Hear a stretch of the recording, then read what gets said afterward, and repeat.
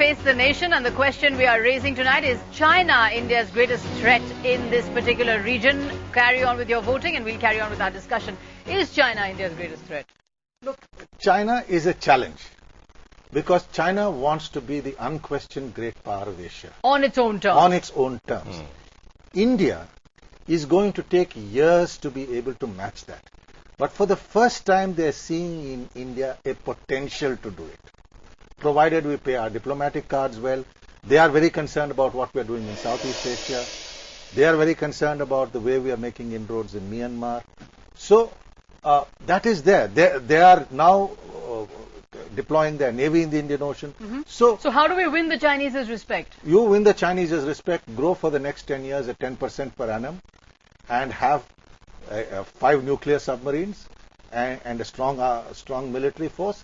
China will respect you. China respects power.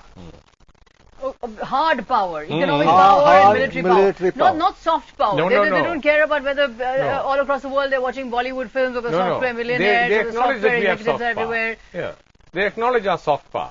In fact, they're quite envious of our soft power. And what about our superiority of English language? Yeah, they acknowledge all that.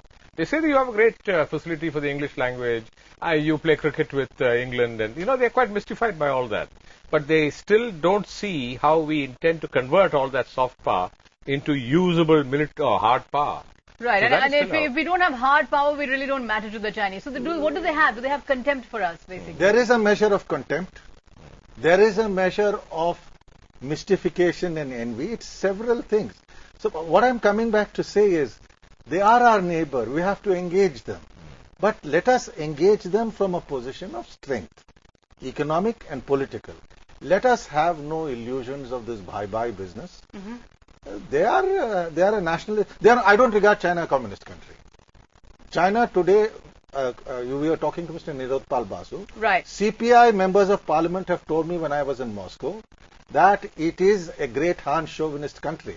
Members of the Communist Party of India at the height of the Sino-Soviet rift have told me this in Moscow. And I agree with my CPI members at that point in time.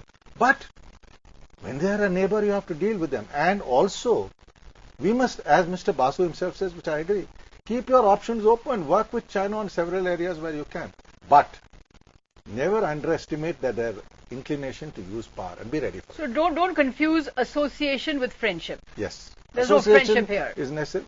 Yes, we can share a joke together, but let's not go beyond it. Right. Nilotpal Basu, but would you also say that the Chinese foreign policy in the way it conducts itself is something perhaps that India could emulate? Many people have made this argument in India that here is a country that negotiates with the world on its own terms. It is not the camp follower of any country. It negotiates on its own terms. If it wants to go and fund Sudan in the middle of a civil war, which the whole world hates, it goes and does it. Nobody can question China.